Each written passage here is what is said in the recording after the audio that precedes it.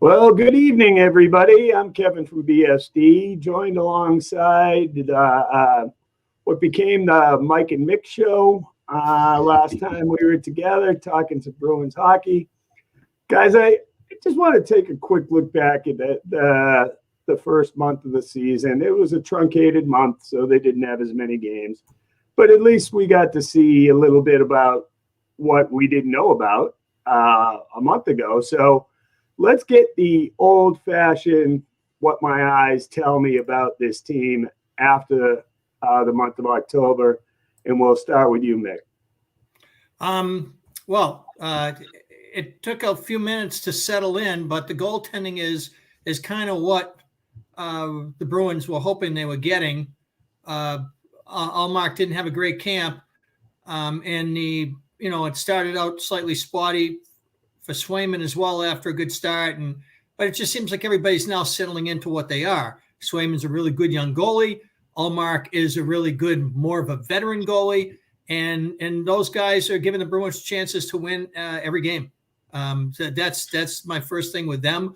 I feel like the Bruins are actually on the conservative end of this, but it seems to me like across the NHL, all the coaches are really leaning on their number one defenseman to play playoff level minutes, amounts that you don't see through the body of 82 games. We're seeing some heavy minutes being played by number one Ds across the league. I just think they know how critical it is to get a good start. So they're leaning on their familiar parts.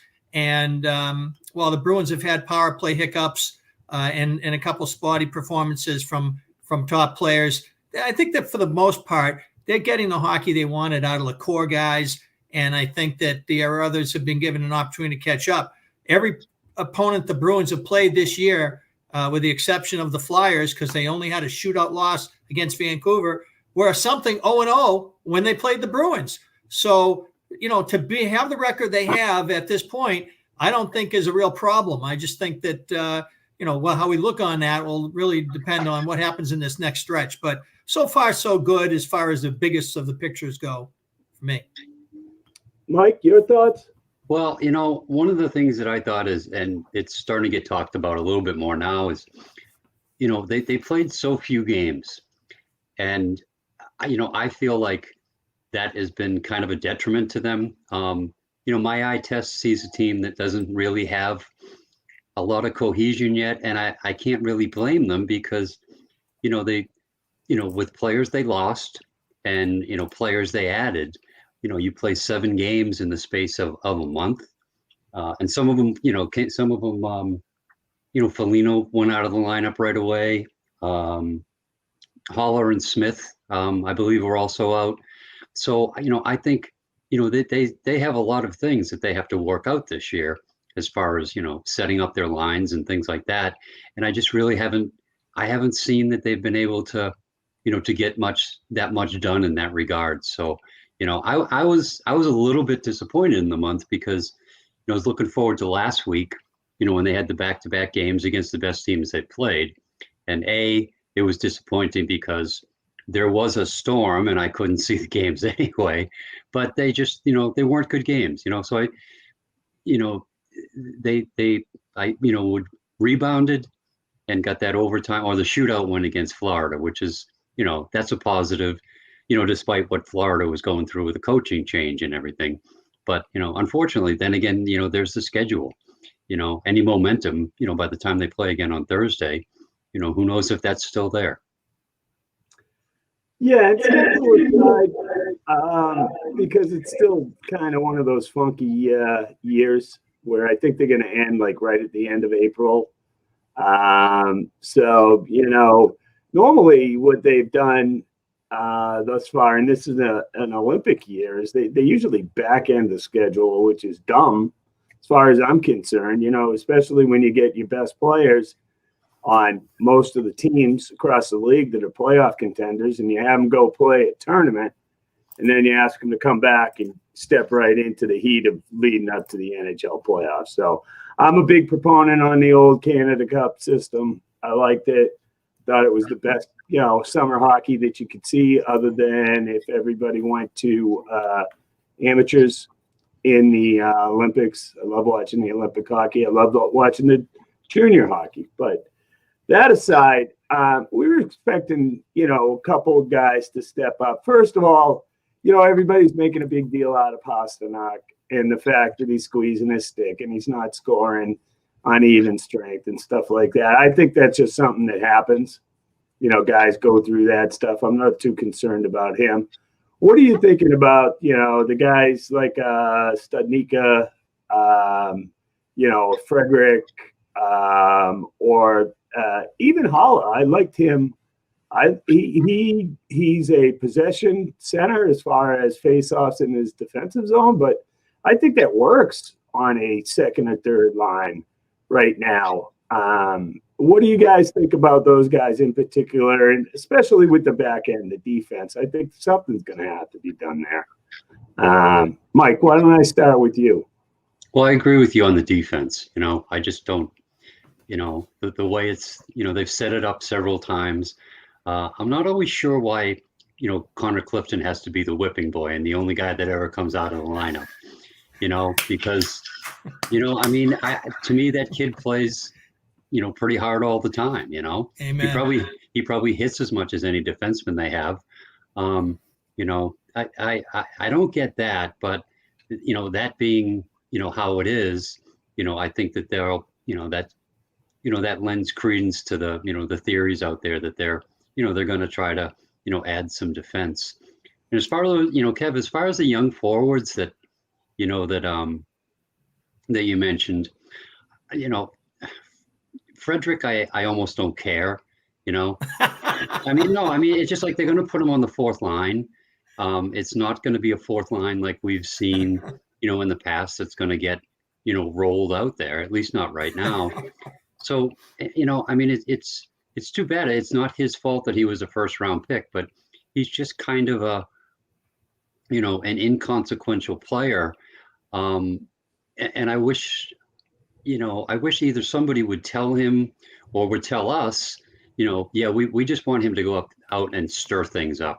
We don't care about anything else. And, besides that, because, I just feel like, he has a hard time doing, simple hockey things, making a pass, taking a shot, handling the puck. It's kind of foreign to him at this point.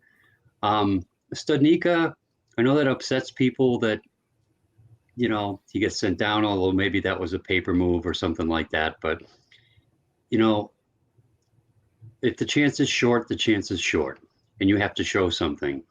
And I know he's talented and I know he wants to do it, but he's just, he's had chances and I don't think he's done very much with them. I don't see any, compelling reason to keep him in, because I'm not one of these ones that thinks like, well, he's skilled and he's young, so he must be better than other players. I don't see it, on the, on the top two, even the top three lines. Mick, your thoughts? Yeah, Studnicka annoys me the way he skates. He reminds me a little bit of a young Jason Spezza. His feet hardly leave the ground. And I wish he would pick up his feet a little more and accelerate. I feel like he sort of is more of a hovercraft, which I don't mind that style. I mean, he is what he is and he does what he does. And that's why he rips up the American League. And at some point here, the idea is that he'll start producing, he'll cross that fine line that separates the guys that get something done in the NHL from the guys that just try a lot. And Glenn Murray was one of those guys for some years until he left the Bruins and got some, he has improved his stride. And it got to a point where he could catch up on the forecheck, and big body, not a hitter, but a disruptor and a great shooter of the puck. Wound up having an excellent career because he kept improving himself. And Studnicka, I feel like, needs to just keep on boring forward. The question the Bruins management has to answer right now is the best way to do this by continuing to have him in the line up 40%, 45%, or is it for him to just go down and play a half a season in Providence, rip it up, gain some momentum, gain some confidence, and then hit the ground running here when there's a situation? I'm not sure what the answer is to that one, But right now, I'm not watching him and feeling like he's capable of, with what he's got right now, of being the guy that they need him to be in order for it to be worthwhile having him here. What I mean by the NHL, Frederick, yeah, that's a tough one, because I feel like I've seen stretches of Frederick, particularly beginning of last season, where he was really good at getting pucks out, getting pucks in, doing the little things, cliche alert, that make the difference between whether a guy's a liability on the ice or whether he can carry the tune and take a minute off the board and be an effective player. What's the deal there? I hate it when he's preoccupied with the next fight. I feel like he should be a better player than that from what I've seen. I'm not seeing it so far this year. Don Sweeney said that in camp he has shown that he's getting back to being that guy that they remember and that they wanted him to be. But in the game so far this year, I'm not really sure. I do feel like he took one for the team. He took off a player off of Studnicka's hands, who was definitely in the lineup of the opponent the other night in order to fight. And he wound up taking a pounding, because had he gone in aggressively, he would have it would have hurt the Bruins in the game, and he probably would have been suspended. But he went in there and just interrupted and got in the way, and then wound up getting whacked a few times. And good teammate, good job by him putting the team ahead of himself there. But I have not seen the hockey from him on any kind of consistent basis. To agree totally with Mike on Clifton. In fact, I'd say that I see more structure in Clifton's game than ever before. The Cliffy hockey thing, I think, is fading, and I wouldn't pay much attention to that -3. I feel like a lot of that has been forward line failures, and that he had just happened to be on the ice for the goals against that lead up to that situation. And as far as I'm concerned, the right side of the Bruins defense is not the issue. And I hear people say that, it drives me nuts. The left is going to be the side until they get a player who can have the better part of Forbort's game and the better part of Clifton's game in the same body on that side of the ice. Then the Bruins are in the conversation. Now, you lead me into that, because that's where I was going next. Assuming that what you're going to be looking at, whether it's at the deadline, whether it's before the deadline, given the needs on the left side on defense, and you just mentioned a couple players there, Mick. Mike, what are your thoughts as far as if you had a guy that's basically going to be a bottom 3 guy, capable of giving you, 17, 18 minutes, solid D guy size. Do you see anybody out there that might be available, might lift that, what they got now? Because they're definitely going to need it. I mean, they've gotten their butts kicked the last few years in the playoffs. Yeah, I mean, I haven't, it's still a month in, I don't know that I hear that anyone's out there available. And again, I do think that that's what, when management looks at this team, thinks that, that would be the need, but, again, it's 7 games, I don't know that, I don't know that there's been a real chance to, to develop something. I do kind of wonder, are they ever, Zaboral is one of them, like, is that kid, will he ever get a chance, to play consistently? I'm not sure. And then, down in Providence, I mean, you have another first round pick down there, Urho, Vakanainen, I could see, giving some people a chance before you pull the trigger on a deal, because to me it hasn't been the greatest start, but it's a 4-3 start. I think the schedule is actually still kind of light and favorable in November. They don't play the iron all that often, so as far as who might be out there in the league, I couldn't tell you, Kev, but I think that there's things that they haven't tried. I mean, am I wrong, or is I think Clifton's the only defenseman that's come out of the lineup. I think the other 5 have played every game. And of the top 6, yeah, right. Yeah, the established top 6. Yeah, I mean, so I don't know. Is Mike Riley? Is he so great that he can't take a game off and you can try something else? Or, nobody's scoring. I feel like, there's some other things that they could try. The one guy that I have seen that I wish was available is Jeremy Lozon. That's a tough loss.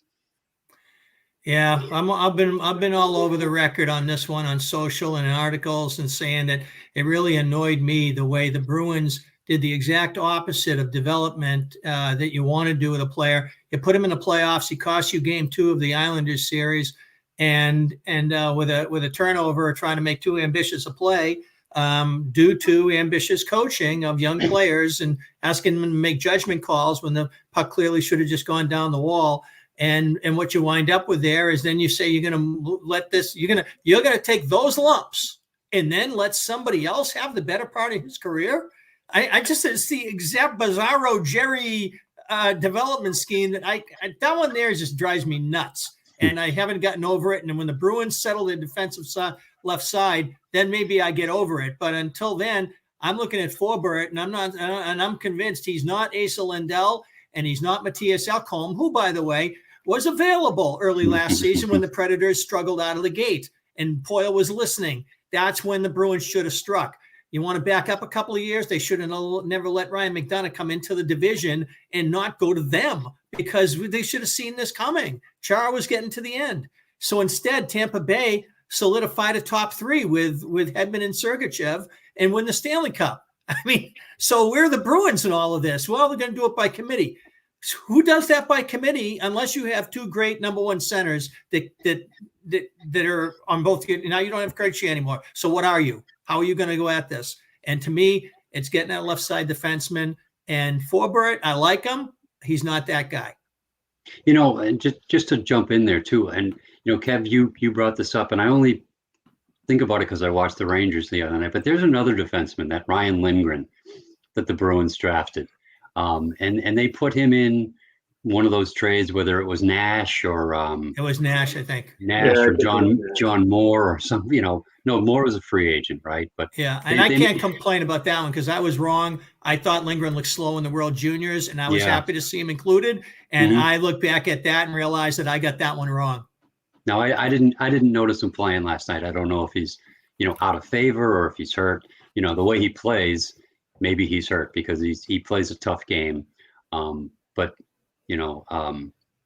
that's a name. I mean, Mick, I'm like you. You just kind of think of like guys they had and guys they didn't keep. I think he got injured. Mike, because he's listed in today's stat pack as having played all 10 with New York, and he's averaging 19-15. All right.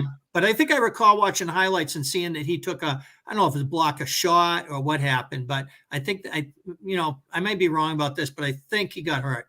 Yeah, and one more thing about defense, and this is, if I remember correctly, I think there was a little bit of a coaching shift, and Bruce Cassidy said that he was going to start to get more involved in handling defense this year.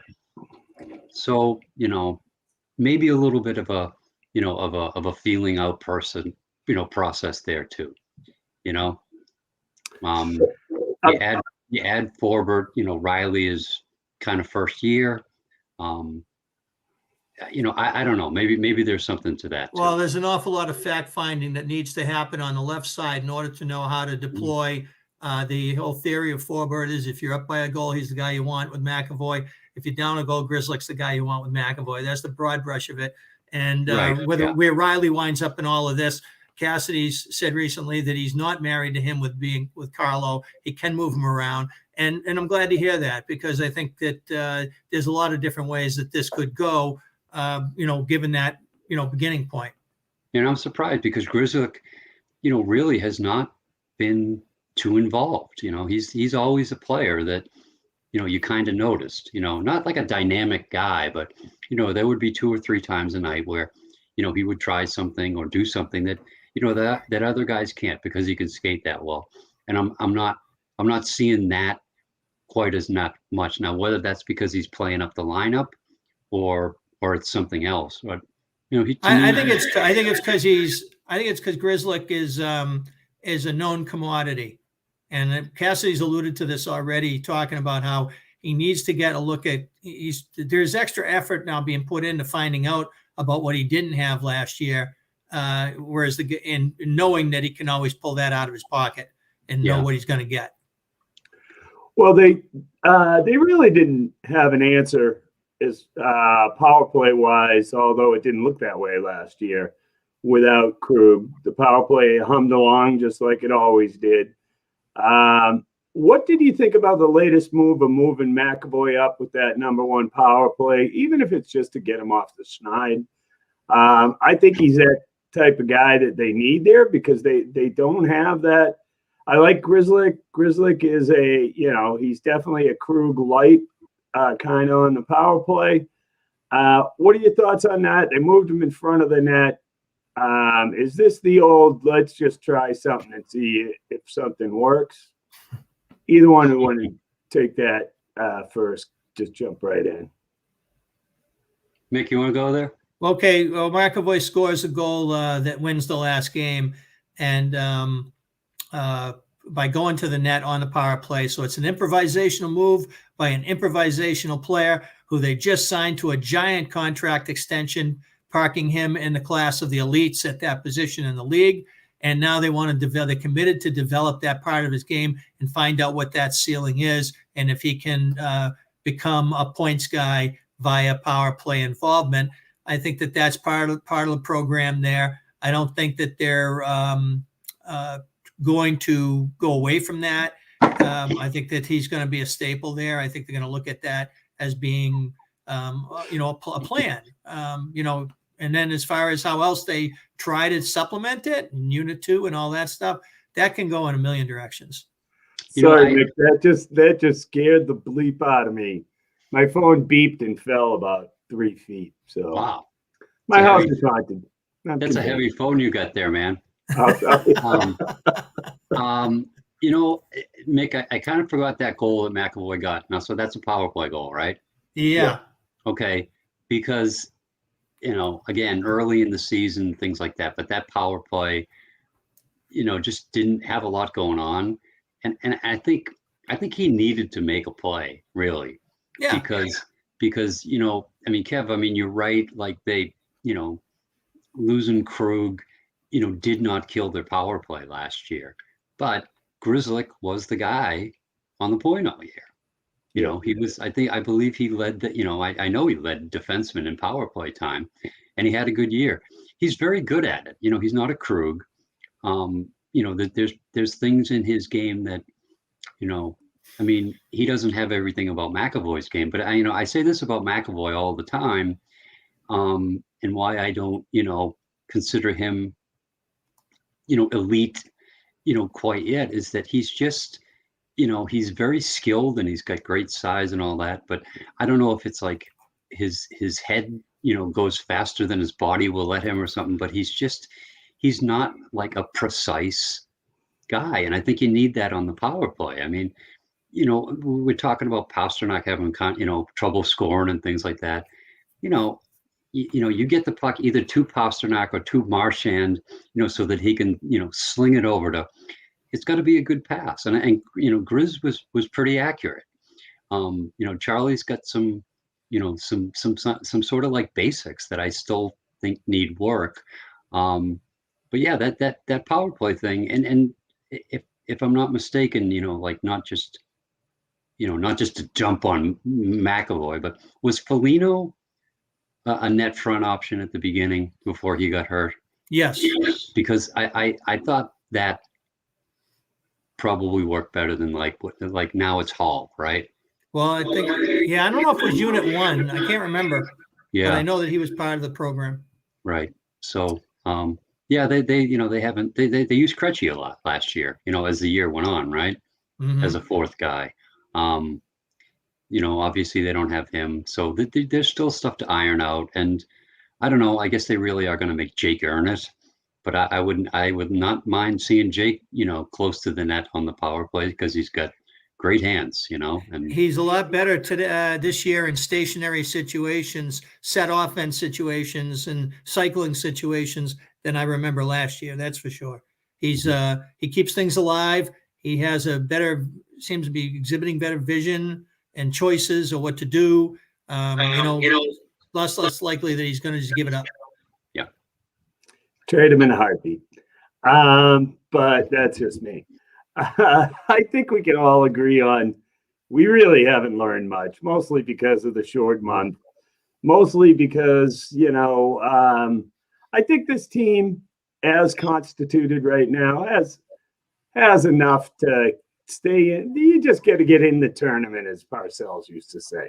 Get me in the tournament, especially in hockey. Anything can happen. And I would run everybody that you consider a prospect right now through the system.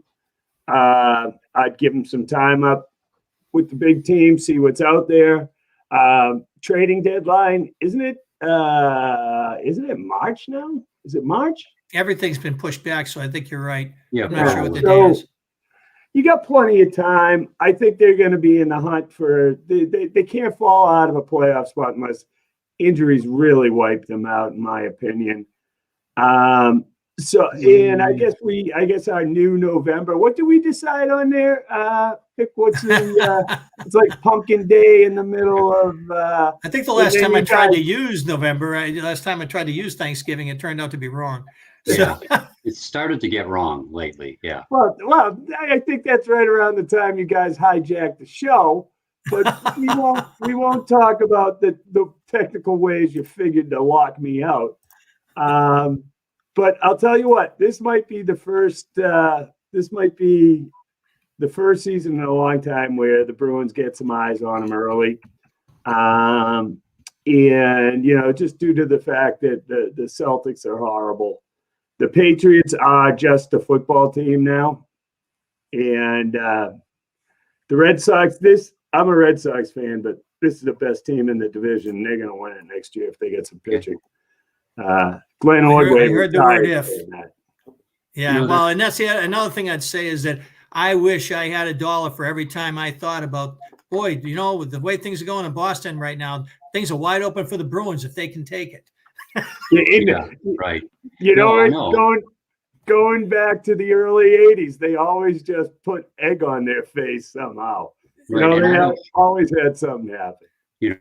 But so let's close. And here, we're south of the city, right? So, I do remember thinking last week when I couldn't watch, the games that you would look forward to, the Florida game and the Carolina game, and thinking thinking what you guys thought. And I mean, I covered that team 30 years, and I had that thought so many times, and they almost always laid an egg.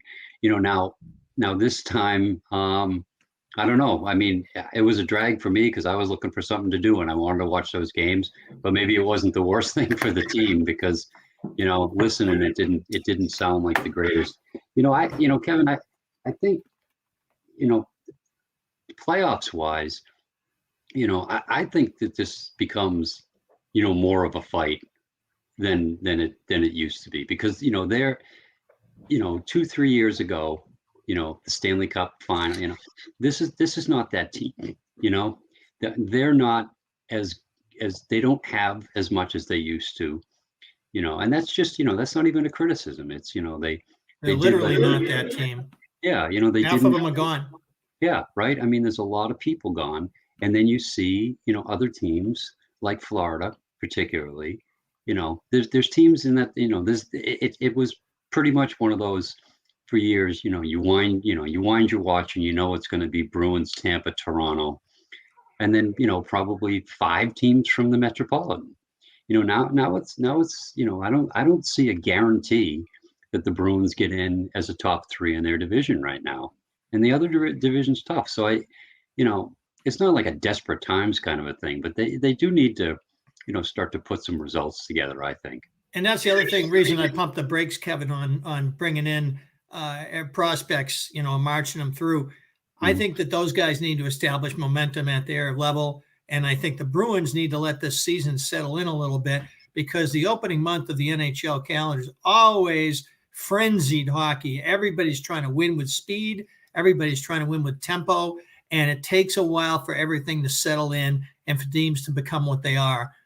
Buffalo probably twice in the last several years has had great starts, yes, not counting this year, and then fallen way on their face. And other teams, will start poorly, make a coaching change midway, and then Pittsburgh goes on and wins in 2016. So you have situations where it takes time to really figure this out. We all want to know it right now, and I do too, but some of these things are just not going to reveal themselves right this second.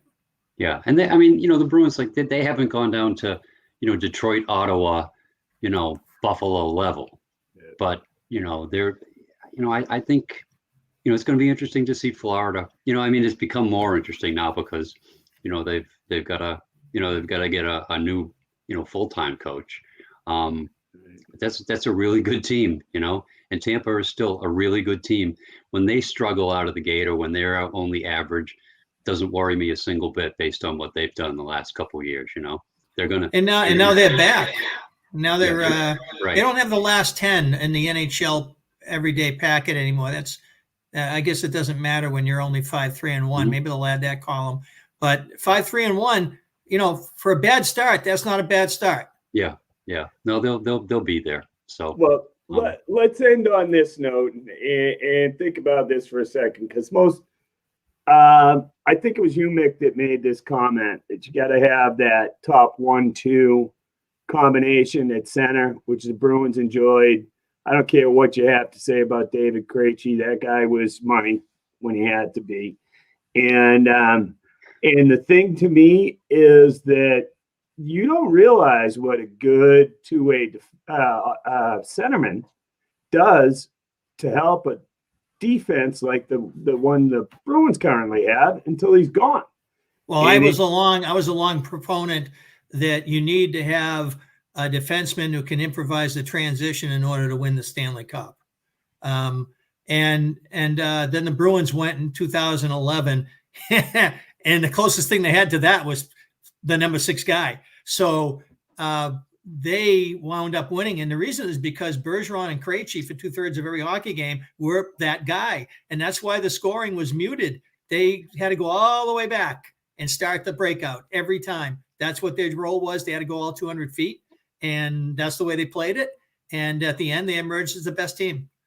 But they don't have that anymore. So now you got to have a third defenseman who can be with McAvoy and Carlo, be that big three if you want to try to win it the Chicago way, the St. Louis way, the Tampa way. That's what you got to have because you're no longer that 1-2 team down the middle anymore. You're not that team. No, that's true. And that's why it's that's why it would. I still don't think, the young player the young center that we saw, and he didn't play center his first year, that was like a two-way guy from the start, was Bergeron. Mick, you brought up a point about Studnicka a little while ago about, maybe you got to send him down to Providence for half a year. That's what happened with Krejci. I believe it was like his second full year. Didn't have the good start, went down to Providence, played great. And knocked out by Adam Mayer. Yeah, but when he came back, never left and always played a complete game. One thing I can't believe we haven't mentioned Charlie Coyle's name here, but very unfair, isn't it? That is a thing. There's always that one line on a team that kind of, has a tendency to have the shifts where like they're just trapped in their zone for quite a while. And right now, to me, that is Coyle's line. I think that he's been the best guy on it. I don't know where Taylor Hall has been. And they missed, Smith for a little while, but I think Coyle's having a good year and hopefully that develops and, some kind of chemistry. Craig Smith's stick really is what that line hinges on. And he's played 4 games. He's put up goose eggs and he's a -3. If he gets healthy, and he seems to play so hard, like Cassidy says, he never takes a shift off. Mm-hmm. And Smith plays like it's the first month of the season, every month of the season. So I think that in the league kind of slows down a little bit. Smith is still going to be right there. And I think that because Coyle doesn't like to shoot the puck, and Hall is not he's not a marksman. And I think that because of that, you got the Smith is really the guy who's going to put that puck in the net. And right now, Coyle has 3 goals. Hall has 2. And those two guys are tied for the two of the three next spots behind Marchand for scoring with Pasternak. Yeah. And Smith is way at the bottom. When Smith comes up and can contribute on a regular basis to that line, I think then we'll get a better measure of how we feel about Coyle and Hall. But statistically right now, they're the best of the mediocre right now as far as that goes. I mean, and with Hall, it's like it's not that long ago that he was the MVP, and that was, it reminded me of like Jerome McGinley some of the years in Calgary, like the year that they got to the Stanley Cup final, and it was just like you knew when you played Calgary that was it. If we can control Jerome McGinley, we can win this game, and nobody could that year. I don't say Hall was as dominant and like that determined that year in New Jersey, but there wasn't a lot there, and he just like kind of willed them into the, tremendous year. And it's whatever year it was. He drove the line. Yeah. And he's I took a lot of crap. I didn't have him in my top 5. Mainly because I felt like there were some centers and defensemen that were getting overlooked. And it's hard. I have a hard time giving the Hart Trophy to a winger. And he did have a great year, and he did drive that team. And I probably underestimated him, and probably should have made it into the 5. He was nibbling at the edges of it, and I easily could have gone with him as somebody else. It wasn't but he wasn't going to get near 1 or 2 on the top 5 of the vote. And he winds up winning it. But that's typical of the PHWA these days, as far as I'm concerned. Well, it's not the first time though. I mean, Korea did Korea win it one year? No, but St. Louis didn't he? Okay. I mean, it's like when I used to vote it would be like, all right, what's that team without that player? And, there have been times when. Which is the definition of the award. Yeah. I mean, there was no team there. I think the second best player on Calgary that year was, probably like a fading Sergei Samsonov at that point, they just didn't have that, they just didn't have that much, either that or one of the defensemen. Yeah. And New Jersey's best player besides Hall, I think, was Henrique, and they didn't even keep him, so. Well, true. It'll be interesting. He has a reputation for that. And like you guys said, a lot of the guys that were known for holding that locker room together are no longer there. So that should be interesting. I still think that if we had the same conversation middle of January, I think we're going to be talking about the same things. I think you're going to be looking at a team that's probably right about where they are now, which I think is the 6th spot in the East. And, I think we're going to see that. I think we're going to see a lot of plug in this, plug in that, try this, try that, because let's face it, guys, they don't have a lot to trade right now. And, it's just the way it is. This team is either going to go the way of, another 5 years of a rebuild, and you're going to look at guys. I have a sneaking suspicion that Bergeron just doesn't feel right. And he hasn't felt right for a long time. He's had that abdominal issue that has never really gone away or been fixed. And I think he's going to look at this year at the end of the year and say, I've pretty much done everything. He's won every major award in hockey that can be won. Yep. And, maybe he's looking at, what's he going to be, 30? Is he going to be 38 next year? He's 36 now. Yeah, so he'll be 37. Maybe he just doesn't want to hang it out there for another 3 years waiting for him to get back. He's going to be 40 years old, and he saw what happened to Chara, but that's something we'll talk about later. I'd like to go out on this note. And, unfortunately, it just seems to be a cloud of this stuff going on. But I think it took a lot of courage and took a lot of guts, and it took a lot of caring for others that the Hayes family came out this past week, and they disclosed what I think you guys probably heard the same things that I heard when things were going on. Nobody really knew what was going on, but so it ends up being, drugs and alcohol. But one of the things that impressed me most is his wife willing to share that story and to inspire others. The strength they showed to do that. But one of the things that I will say right now about Junior, whether it's any kid that's on the fast track as an athlete, that's, high school age, college age, that type of thing, these programs, these teams have to take a look in the mirror, because they're the ones that are getting these guys. They're filling their prescriptions. They're shooting them up to get them out on the ice in a big game or out on the field in a big game. And when they become no longer an asset to them, they just, prescriptions go away. All that stuff goes away. And now the guy's on the street dealing with something that he doesn't know how to deal with. But I just wanted to express my, I was really impressed with the Hayes family and the way that they were trying to use this horrible situation to help others. And I'm sure you guys, as lifelong hockey guys, agree that, it's tough to lose a guy like that. A guy was everybody loved him, It was very sad. I found it sad that he didn't have a better stretch in Boston, and that this situation was really getting to him. He clearly stuck a dagger in the Bruins. I think it was the 2016, the second year in a row that they missed the playoffs. Hayes scored a gigantic goal against them in Florida, and then they go and they bring him in. Now, maybe I'm wrong. Maybe it's the other year because Riley Smith traded. But aside from all that, you're spot on, Kevin, here, and I'm.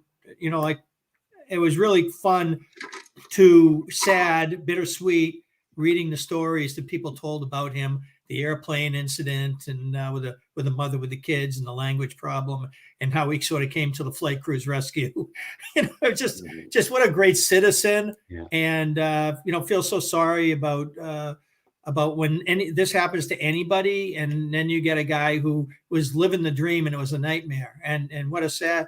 That's just terrible. And it's not something you hope that we're going to get better than that. I have a pharmacist pal who retired a few years ago, who told me that you would not believe how many teenagers were on anti-anxiety meds. It just blow your mind how many things are being prescribed. When we were kids, that wasn't how you got through things. And unfortunately, we get situations now that are pretty scary, and most of us don't have to look very far. We have it in our extended families, probably somewhere. I know I do, of situations where you lose somebody, and it's awful. And hopefully the courage that the Hayes family showed will lead to better awareness, and better decisions. The one thing is, like, back in the day when you could really, when you were as a reporter, you could go in the locker room and be there for a length of time. And it was, all the players were in there and you could kind of pick and choose who you would talk to. That's all changed. And it changed before the pandemic, when not, now it looks like it's all podium, but, basically a handful of guys, and they'll bring people out and everybody talks to and there's always a team representative there with their own recorder to make sure the team's entirely in control of breaking its own news. But and then every now and then there's a guy they leave alone, but Jimmy, I felt bad for him in Boston, because I didn't find him to be like, I thought he was really uncomfortable the longer he was there. I mean, of course, his play, kind of dictated it. It's too bad that it didn't go well, because, and I'm not saying that contributed to anything that, but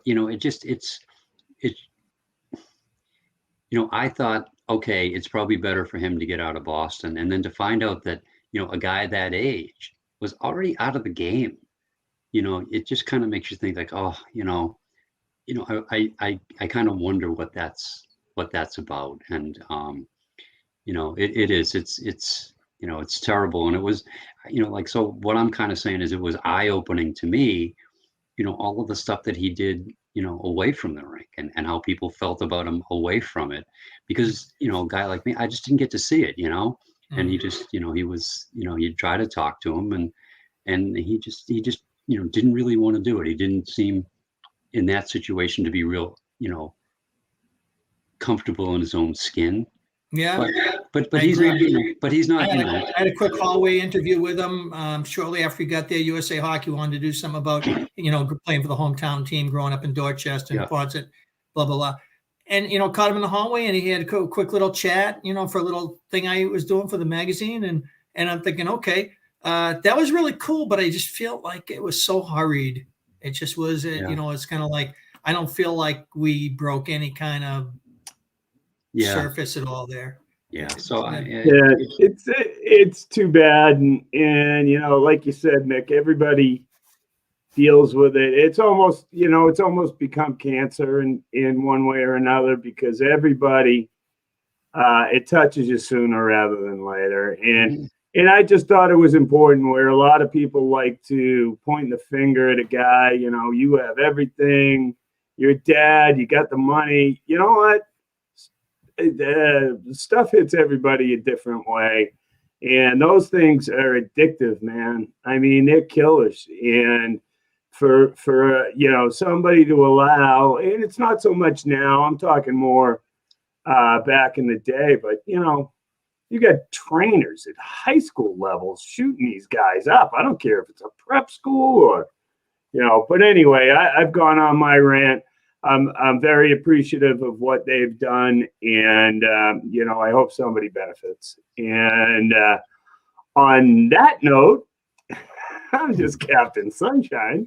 And we'll talk about Bergeron's retirement later. Yeah, well, I'm telling you, it's a great teaser for a future episode. Guys, I'm only right like every 10th blue moon.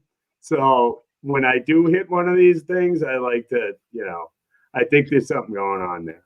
Well, years ago, I've wondered many times if Patrice would want to go to Quebec City if the NHL went back there so he could play before family and friends. And now that the Krejci thing just happened, those thoughts could be surfacing, and he might be reevaluating this a little bit in his mind and musing at the kind of couch with his wife after, on some quiet night, and just saying, I'm thinking of this, I'm thinking of that. Who the heck knows what he's thinking? I mean, this far down the road, he's always been a Bruin forever, and now I'm kind of hoping that's the way it will be, but at the same time, to seeing it actually happen right before his eyes with the guy on a team that's closest career to his, that's going to be pretty, it's got to resonate. Yeah. And I'll tell you, that blue and white uniform, love it. Just love that uniform. But well, maybe we'll get the Stazzies back. Yeah, we'll see. I mean, another thing that might be in his mind too is it's an Olympic year. Now, he was a lock before. Is he a lock right now for Canada? The way he's playing at his age, we'll see. I don't think so anymore. And he may not want to be. Could be, yeah. With the kids and everything, the priorities may be different now. He may want at that time off to be with the family and say, hey, my groin hurts. I'm going to stay home and mow the lawn. Right. It should just be a celebration, and that's it. I'm not an all-star game guy or anything like that. But guys, thanks so much for taking the time. I say we touch base in the middle of November. We'll have a little bit of a better read. And I'm actually, this is for the first time I'm leaving a podcast as the most positive guy in the room, That's like you just said Patrice Bergeron's going to retire. How's that positive? Well, I was talking about this year. Okay. But anyway, he's Mike Loftus. He's Mick Colagio. I'm Kevin Flanagan. Thank you all for joining us so much. Thank you, gentlemen. I always enjoy talking hockey with you. And we'll catch you on the flip side. If we don't talk before then, have a great Thanksgiving. You guys too. Peace out all. All right. All right. Take care, guys. All right. Talk soon. Take care.